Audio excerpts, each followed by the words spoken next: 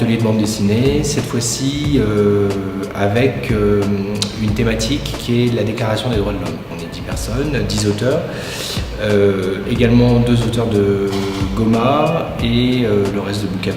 L'année dernière, le résultat de la résidence nous avait amené à faire un album sur 2 en cartonné qui a été imprimé. Cette année, on va essayer de faire la même chose, c'est-à-dire que je récupère en fin d'atelier, en fin de session, je récupère toutes les planches, je les ramène de nouveau avec moi en France pour les scanner, les nettoyer, mettre les textes par-dessus, voilà.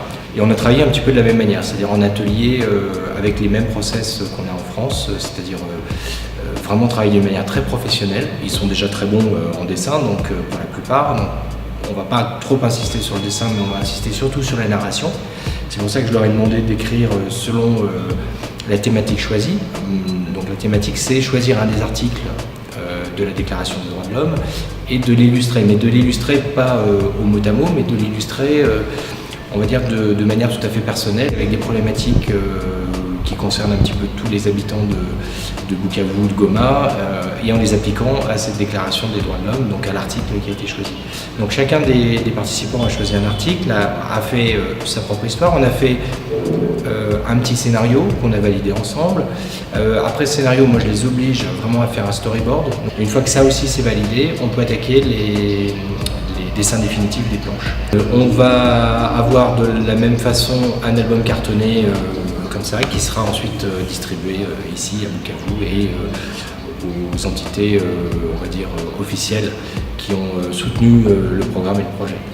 La résidence est hyper positive, pour moi c'est un véritable succès, c'est-à-dire que tout le monde a travaillé. Le challenge est d'arriver à faire 4 ou 5 pages en 5 jours, ce qui est quand même un travail colossal entre le scénario, le storyboard et le dessin intrinsèque.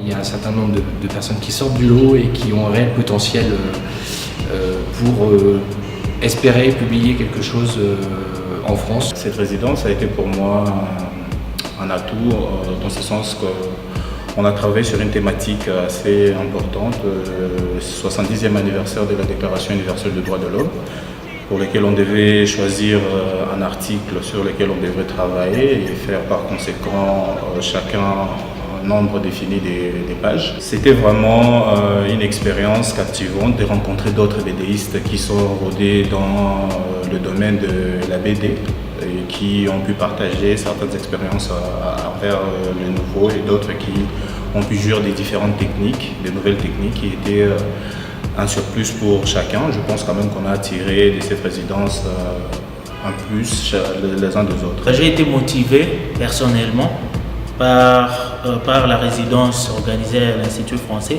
parce que la bande dessinée fait partie des domaines dans lesquels j'aimerais vraiment exceller dans l'avenir. Et c'était une occasion parce que j'ai entendu dire qu'il y avait Joël Alessandra, c'est un grand BDiste connu sur la scène internationale. Et je trouve que c'était vraiment une idée plutôt sympathique de pouvoir partager des expériences avec lui, d'apprendre de lui. C'est ainsi que personnellement, j'ai appris à travailler avec l'aquarelle. C'est la première fois que moi je travaille souvent avec la tablette graphique.